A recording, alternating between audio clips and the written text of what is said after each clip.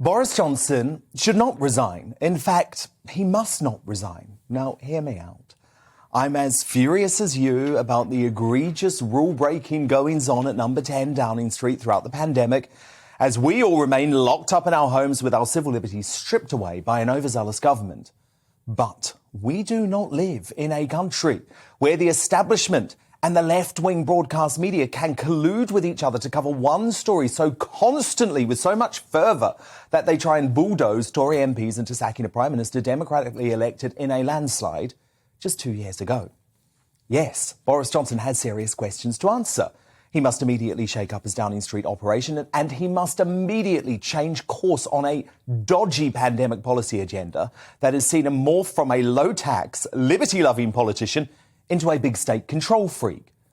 But let's go to a place where the BBC, ITV News, Sky News and Channel 4 News never venture, outside the politically obsessed Westminster bubble that's determined to bring down Boris at any cost.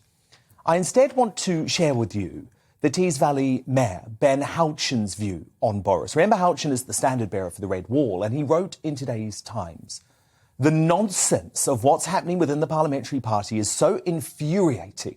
If they vote to get rid of Boris, they'll be voting to lose the next election. If Boris is removed, the opportunity before us to rebalance our economy and society will be lost. Even worse, the levelling up agenda would be dead. Indeed, a communicator without the current Prime Minister's unique skills would be fighting to be heard over the sound of a North London commentariat with ears only for the infighting within the Conservative Party.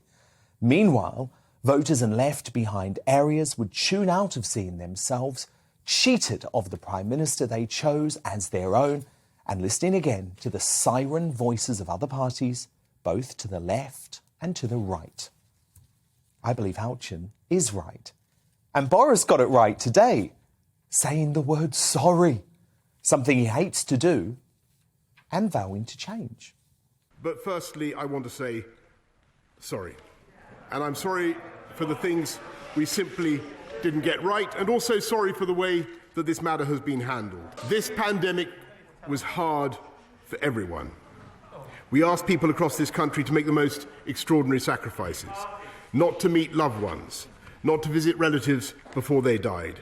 And I understand the anger that people feel.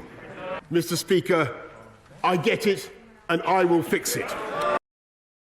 Remember, those that benefit most from Boris resigning are the Labour Party and the SNP, who are determined to form a nightmare coalition that would end the union and destroy this country as we know it.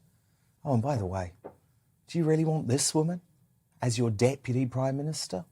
I'm absolutely shocked that Boris Johnson can even show his face in Parliament today. If he stands up at that dispatch box shortly, the only things he should be saying is how truly sorry he is for letting down the British public, and he should be resigning. The girl who cried wolf. Now, I repeat, there are serious questions for Boris Johnson to answer. In my view, the frequency of those number 10 booze-ups proves that the draconian coronavirus restrictions were inhumane and should never have been law. I think the former Prime Minister, Theresa May, summed up the ludicrous nature of the situation best today when she asked Boris this. They had a right to expect their Prime Minister to have read the rules, to understand the meaning of the rules, and indeed those around him to have done so too, and to set an example in following those rules. What the Gray report does show is that number 10 Downing Street was not observing the regulations they had imposed on members of the public. So either my right honourable friend had not read the rules, or didn't understand what they meant, and others around him, or they didn't think the rules applied to number 10. Which was it? No, Mr. Speaker, that is not what the Gray report says. It is not what the Gray report says. But if I suggest that she waits to see the conclusion of the inquiry. But look, that is the problem for Boris, right? Today's Gray report, just the first stage in an ongoing Partygate hellscape thanks to the useless Met Commissioner Cressida Dick, who has delayed the painful process for weeks or maybe even months. But the Conservative Party, while understandably furious, should keep the bigger picture in mind.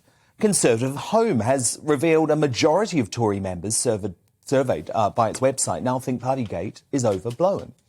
Ordinary folk are far more concerned about the economy, the cost of living crisis, the NHS backlog, how we can avoid ever being locked down again, and even the potential of a new Russian war with Ukraine.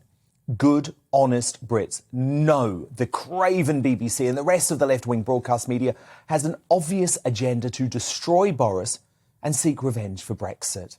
That's why Tory MPs should focus on what really matters and avoid a damaging leadership contest that would create divisions that would take a generation to repair.